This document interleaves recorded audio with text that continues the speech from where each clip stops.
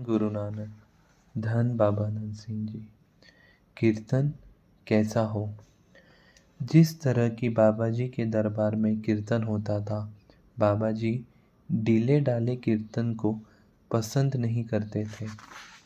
कई कई बाजे, 5-7 जोड़ी, 5-7 टोली वाले कई कई रबाब और दिलरुबा आदि। इसका यह भी अर्थ नहीं होता कि जैसे भी किसी की इच्छा हो बजाई जाए। बाबा जी जैसा श्रोत्र कौन होगा, वे तो तकड़ी पर तोलते थे। उसका कीर्तन नमूने मात्र जो कोई आज भी सुनना चाहे तो संत महाराज संत सुजान सिंह जी की कैसेट सुन सकता है, क्योंकि संत सुजान सिंह जी ने आखिर तक उस कीर्तन की परंपरा को कायम रखा और बाबा जी को हाजिर जानकर कीर्तन करते रहे। चाहे आज आत्मा रस कीर्तन कौसिल के रागियों ने जब भी इकट्ठे होकर कीर्तन करना शुरू किया है, तो कीर्तन का आनंद कुछ अलग ही बनना शुरू हो गया है, क्योंकि कई रागी एक जैसा बड़पन बुलकर जहाँ भी जगह मिलती, कभी कैसिया, कभी बाजा, कभी जोड़ी पर बैठते और सुनने वालों को बहुत ही आनंद आता है।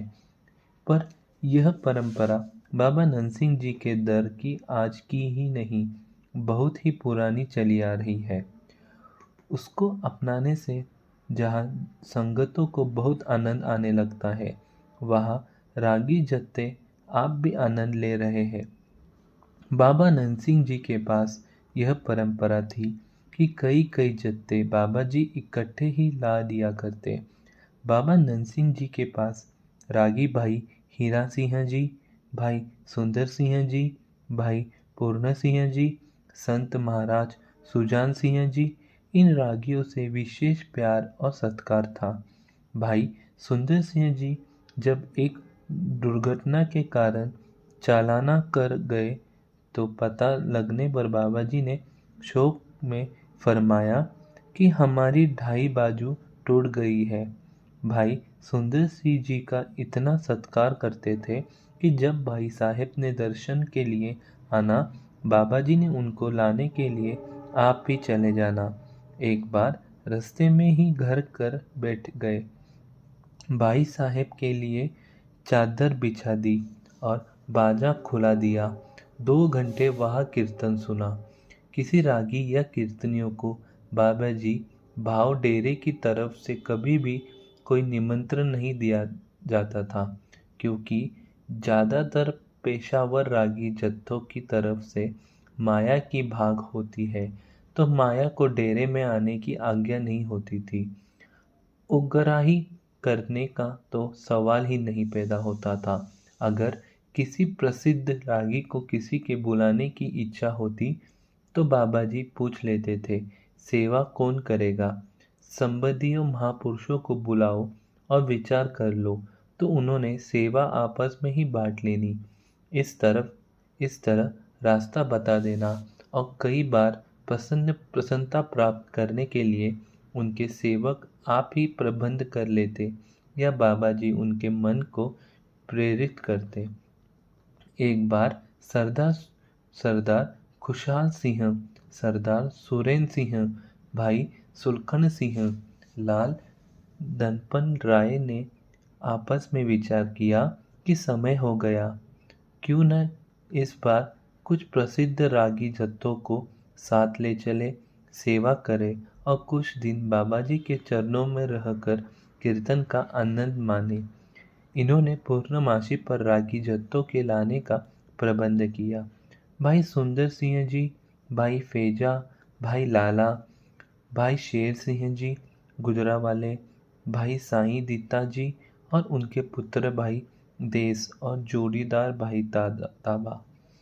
पर बाबा जी की मर्यादा अनुसार ढिंडोरा देना, अखबारों में देना, किसी तरह का भी प्रचार करने में पूरी मनाही थी, क्योंकि कहते थे कि इस तरह से लोगों का इकट्ठा करना तो मदारियों का काम होता है। हीरो जवाहरात के व्यापार के लिए आवाज़ नहीं लगाया जाती, आवाज़ तो छाबड़ी वाले देते हैं। हीरो के ग्राहक तो आप ही ढूंढ कर पहुंच जाते हैं। पर वैसे ही पूर्णमासी के कारण काफ़ी संगत आ गई थी। सो सबसे पहले भाई साईं दीता जी और उनके पुत्र भाई देसा के जत्थे को समय मिला। उन्होंने बड़ा जोर लगाकर गुरु नानक जप जप सदा जीव की टेक और शब्द पढ़ा। फिर इक मनी पुरख दियाए बरदात, पर बाबा जी प्रसन्न न हुए और फरमाया कि समय नहीं बांधा।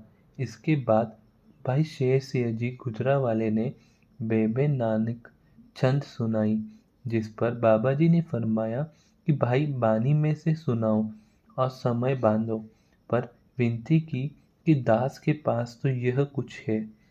बाबा जी ने भाई पूर्ण सिंह को इशारा किया तो आगे हुए और कहने लगे, रागी तो बहुत बड़े बड़े आए हैं, उनमें से समय नहीं बांधा, तू बांध लेना।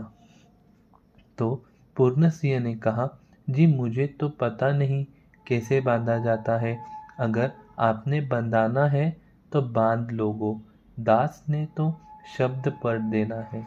इस पर भाई पूर्ण सिंह ने शब्द पढ़ा, सुनी पुकार दातार प्रभ, और कलयुग बाबे तारिया, संत सत नाम पढ़े मंत्र सुनावा। की टेक के साथ 1.5 घंटा लग गया। इतनी चढ़ आई कि दिन के 11 बज गए। हजूर प्रसन्न हुए। अगले दिन जब भाई साईं दीते ने ललित राग गाने के लिए राग की शान बाजूनी शुरू ही की थी, तो उसका पुत्र देसा कहने लगा, यह पेंडुओ ग्रामीणों में क्या गाना है। भाई पूर्ण सिंह पास ही बैठा था, धीरे से बोला, ओए देसिया, लालित ही आलपने लगा है, और वह भी घटिया किस्म का, क्योंकि ललित 4 प्रकार का होता है। साईं दीता काँप गया और सरदार रत्न सिंह से पूछने लगा कि यह कौन है। उसने कहा कि यह सुरमा पूर्ण सिंह है। तो पूर्ण सिंह ने कहा कि साईं जी, आपको यह नहीं समझना चाहिए था कि यह ग्रामीणों का अखाड़ा है, यह तो गुरु नानक की संगत है और हर प्रकार के श्रोत्र होते हैं। यह सुनकर बाहर के सभी रागी हैरान हुए और कहने लगे, उस्ताद आपने तो राग की बहुत परख की है, राग को तो गा बहुत सकते हैं, पर परख कोई कोई कर सकता है। तो भाई पूर्ण सिंह ने कहा, यह बाबा जी की कृपा से है। इस तरह सुबह का दीवान समाप्त हुआ। शाम के दीवान में पहले प्रसिद्ध रबाबी भाई लाला जी को समय मिला। उसने दूसरों पर रोहब डालने के लिए और शायद यह भी परख करने के लिए कि बाबा जी आप राग की कितनी सूझ रखते हैं, इसलिए अंदर और बाहर से नम्रता के साथ विनती की, हजूर हुक्म करो, क्या पेश करूं। तो बाबा जी ने देखा और फरमाया, तेरा नाम भी लाल है और कोई लाल ही पेश करेगा। नहीं जी, फिर भी बताओ, कोई फरमाइश करो।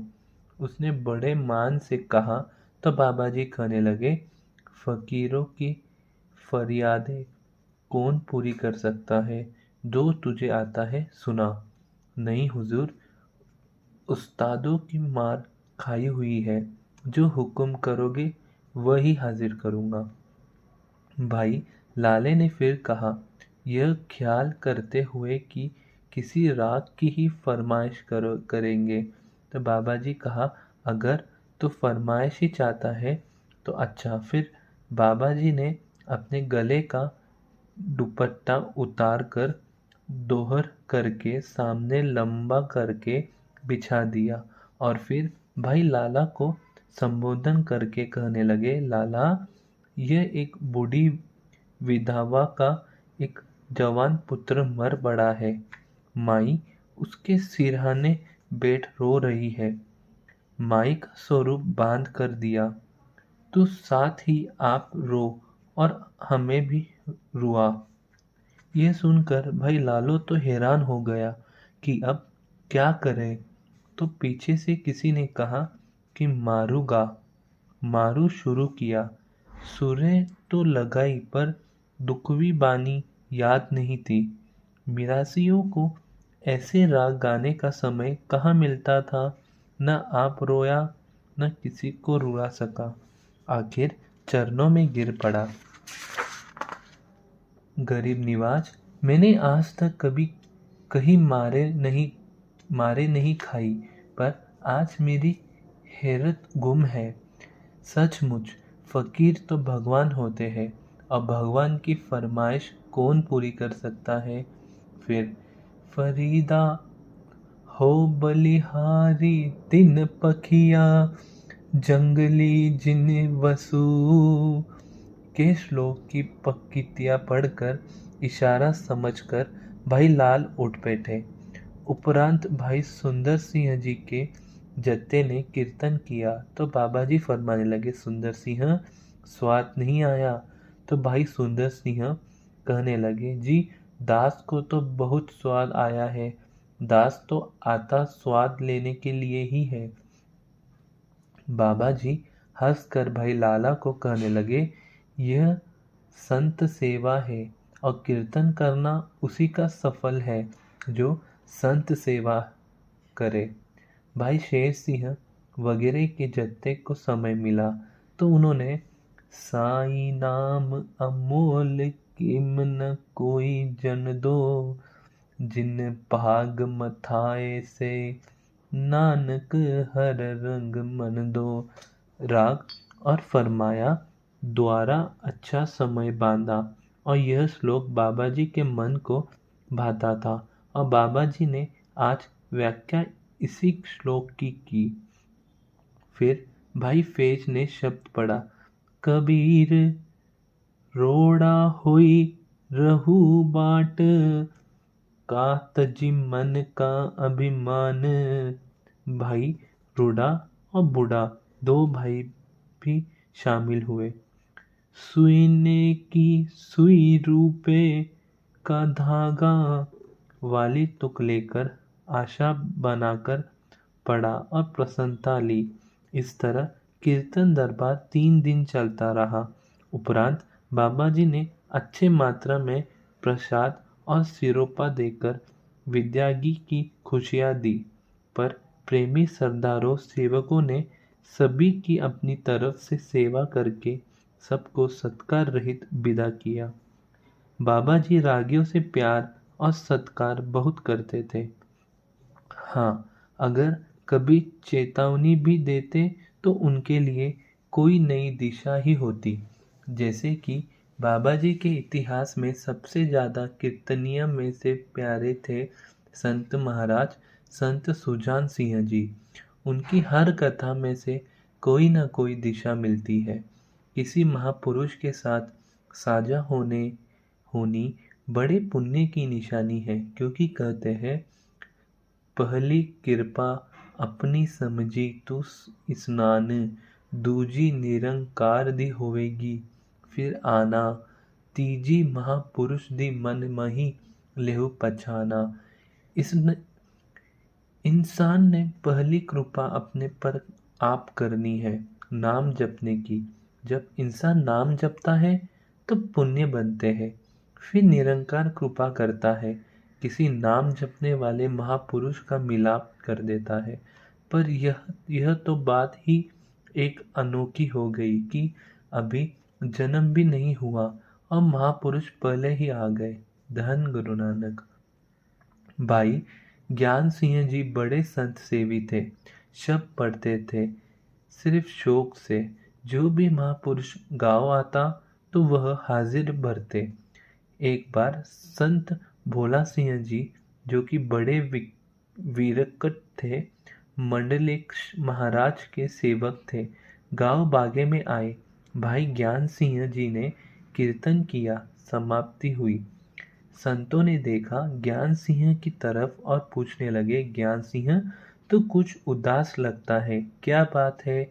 ज्ञान सिंह जी तो नहीं बोले, पर साथ जो दो चार प्रेमी थे उन्होंने बताया, जी इसके घर लड़का कोई नहीं है, दो लड़कियां ही है, इसलिए उदास होगा। कहने लगे, ले इसके लिए उदास होने की क्या बात है, हम धन गुरु नानक पातशाह को विनती करेंगे, लड़का हो जाएगा। जब दूसरी बार फिर आए तो पूछा, ज्ञान सिंह लड़का हुआ? विनती की, जी हुआ तो जरूर, पर मर गया है। ज्ञान सिंह क्या कहते हैं, हुआ था पर मर गया है। सारी उम्र धन गुरु नानक को कोई सवाल नहीं किया, एक ही सवाल पाया, वह भी पूरा नहीं किया। अच्छा, हम फिर बात करेंगे। तो फिर उनके बचन से संत सुजान सिंह जी का जन्म हुआ। क्या पता कौन सी बात उन्होंने की होगी, यह ही कहा होगा, भाई जो भी पुत्र दो उसको बाजा भी साथ दो। धन गुरु नानक, धन बाबा नंद सिंह जी महाराज, धन बाबा नंद सिंह जी महाराज।